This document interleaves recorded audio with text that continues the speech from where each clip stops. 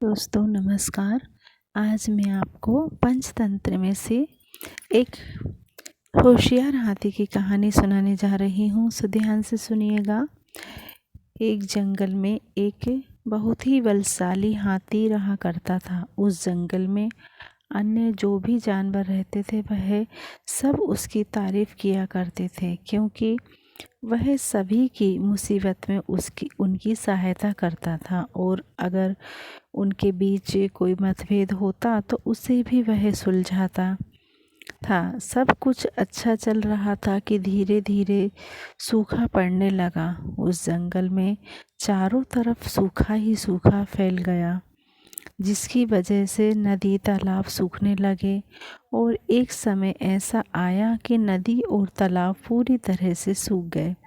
जानवर भूखे प्यासे मरने लगे। बहुत से जानवर दूसरी जंगलों की तरफ अपना रुख कर दिया। हाथी को वह जंगल बहुत ही प्रिय था। वह उसे छोड़ना भी नहीं चाहता था, क्योंकि उसकी बचपन की और उसे उसके माता पिता की यादें उसी जंगल से जुड़ी हुई थी। लेकिन अतः जब जंगल में कुछ नहीं बचा तो उसने यह निश्चय किया कि उसे भी दूसरे जंगल की तरफ रुख करना चाहिए, जहाँ पर पानी और खाना हो। धीरे धीरे चलते चलते वह कई दिनों तक चलता रहा, लेकिन उसे ना कहीं खाना मिला और ना कहीं पानी, जिसकी वजह से वह प्रतिदिन और कमज़ोर होता गया। काफ़ी दूर जंगल में जाने के बाद उसे एक छोटा सा तालाब दिखा, जिसमें थोड़ा सा ही पानी था। तब तक उसी तालाब पर एक शेर भी आ टपका।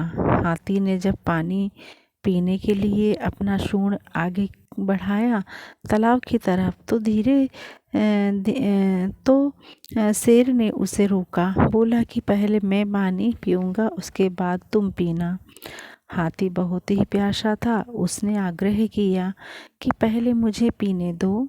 इस पर शेर में गुस्से में आकर कि उस पर हमला कर दिया और दोनों लड़ने लगे। दोनों की लड़ाई काफ़ी देर तक चली। हालांकि सूखा पड़ने की वजह से शेर भी बहुत कमज़ोर हो गया था और हाथी भी, जिसकी वजह से जल्दी ही दोनों थक गए और वहाँ पर गिर पड़े। पास ही में एक बड़े गीदड़ों का झुंड यह सारी चीज़ें देख रहा था। जब हाथी ने और शेर ने उनकी झुंड की तरफ देखा तो उनकी चाल पूरी तरह से समझ गए।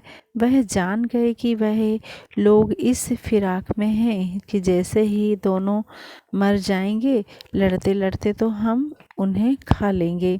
अतः हाथी को एक तरकीब सूझी और उसने बोला कि क्यों ना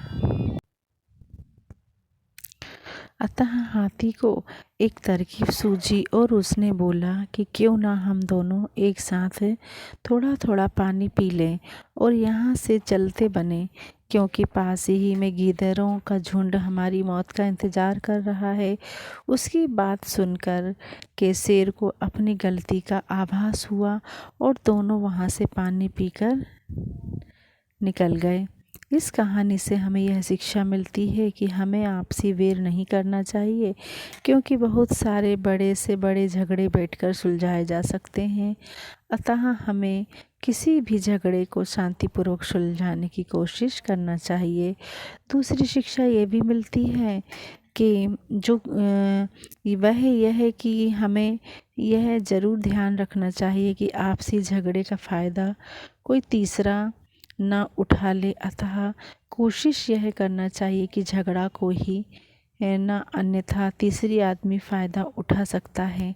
झगड़ा ही ना हो, अन्यथा तीसरा आदमी फ़ायदा ज़रूर उठाता है। अतः ही नाजायज़ फ़ायदा ना उठाने दो।